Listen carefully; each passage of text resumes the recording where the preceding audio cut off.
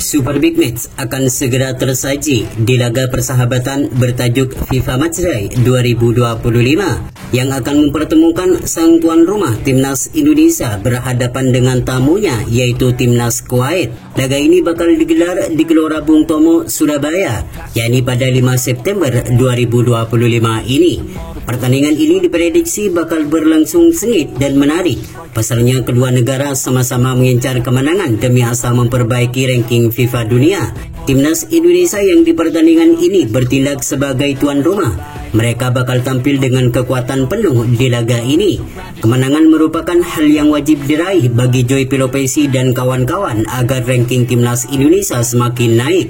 Meski tidak mudah dikarenakan di laga ini Timnas Kuwait berambisi balas dendam atas kekalahan di kualifikasi Piala Asia 2023 lalu, namun Patrick Kluivert optimis kalau anak asuhnya mampu menuntaskan perlawanan Timnas Kuwait di kandang sendiri. Apalagi di laga ini Timnas Indonesia kemungkinan bakal diperkuat pemain baru yang tentunya akan membuat kedalaman Timnas Indonesia semakin kuat di semua lini. Perlu kita ketahui bahwa melawan Timnas Kuwait ini merupakan sebagai persiapan Timnas Indonesia sebelum tampil di putaran keempat kualifikasi Piala Dunia 2026. Ini akan menjadi kesempatan bagi Patrick Kluivert untuk menata ulang skuad terbaiknya sebelum tampil di putaran keempat nanti. Lantas bagaimanakah Patrick Kluivert dan Alex Pastur meracik strateginya di laga melawan Timnas Kuwait ini? Dan berikut ini merupakan potensial starting line up Timnas Indonesia senior yang kemungkinan besar bakal diterapkan oleh pelatih Patrick Kluivert untuk meraih kemenangan penuh melawan Timnas Kuwait di FIFA Matchday di 5 September 2025 ini.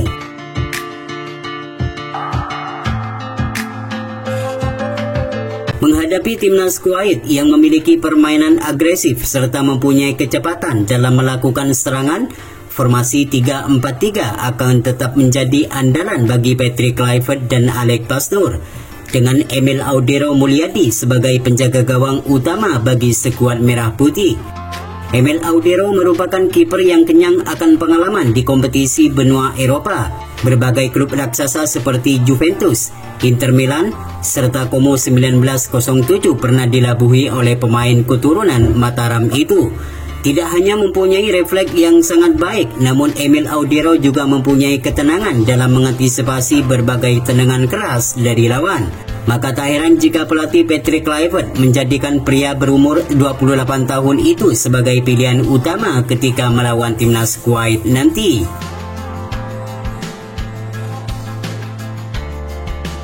Kemudian di sektor lini pertahanan, 3 bek sejajar yakni Rizky Ridho, Justin Hubner, serta Jaiches akan kembali menjadi andalan bagi Patrick Kluivert.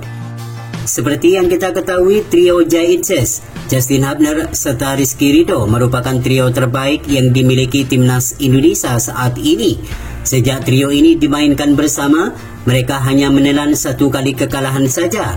Itu pun saat melawan Timnas Jepang yang merupakan tim terkuat di Asia. Selebihnya mereka ketika bermain bersama belum terkalahkan. Namun ketika dari salah satu mereka ada yang absen, kekokohan di lini pertahanan Garuda seakan rapuh seperti kehilangan arah. Adapun untuk nama-nama seperti Elkan Bagot, Miss Hilger, serta Jordi Amat, mereka bisa menunggu di bangku cadangan. Sementara di sektor fullback kanan dan fullback kiri, 2 sosok petarung yakni Calvin Verdong dan Kevin Dix akan tetap kembali menjadi andalan bagi Patrick Kluivert. Duet Calvin Verdong dan Kevin Dix merupakan duet terbaik yang dimiliki Timnas Indonesia di sisi fullback kanan dan kiri. Kedua pemain ini mempunyai keberanian dan ketenangan dalam mengambil keputusan. Kevin Dix mempunyai fisik yang kuat serta mempunyai banyak pengalaman ketika bermain di berbagai klub Eropa.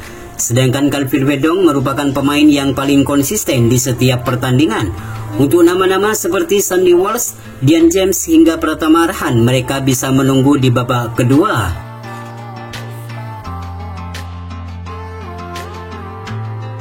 Kemudian di sektor lini tengah, 2 nama yakni Joy Pelopesi dan Tom Hayi akan menjadi otak permainan Garuda di sektor lini tengah.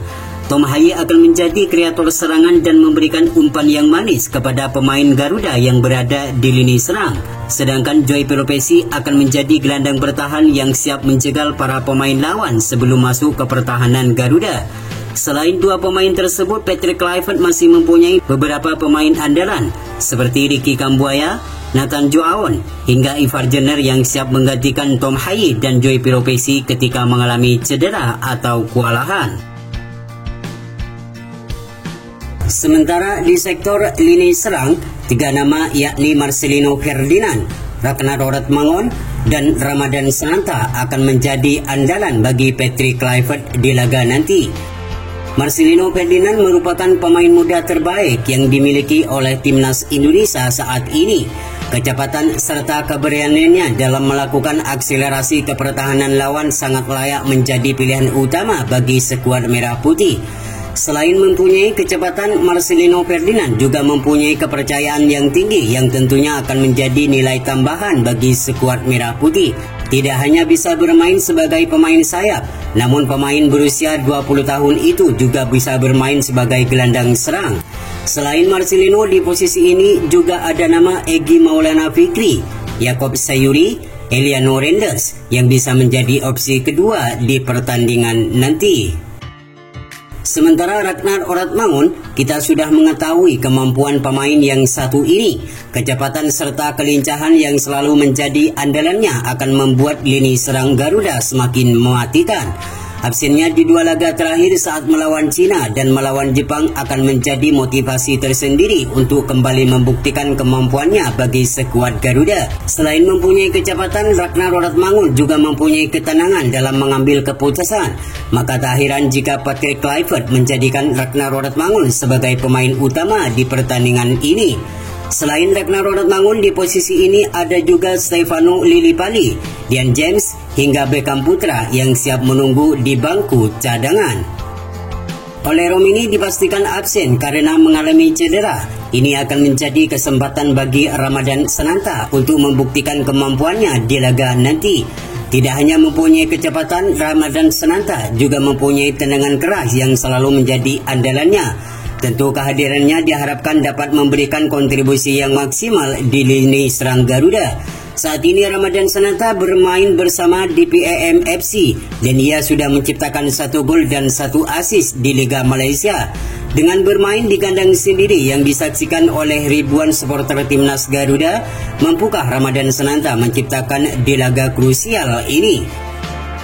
Itulah prediksi formasi line up timnas Indonesia versus timnas Kuwait di laga persahabatan bertajuk FIFA Matchday di bulan September ini.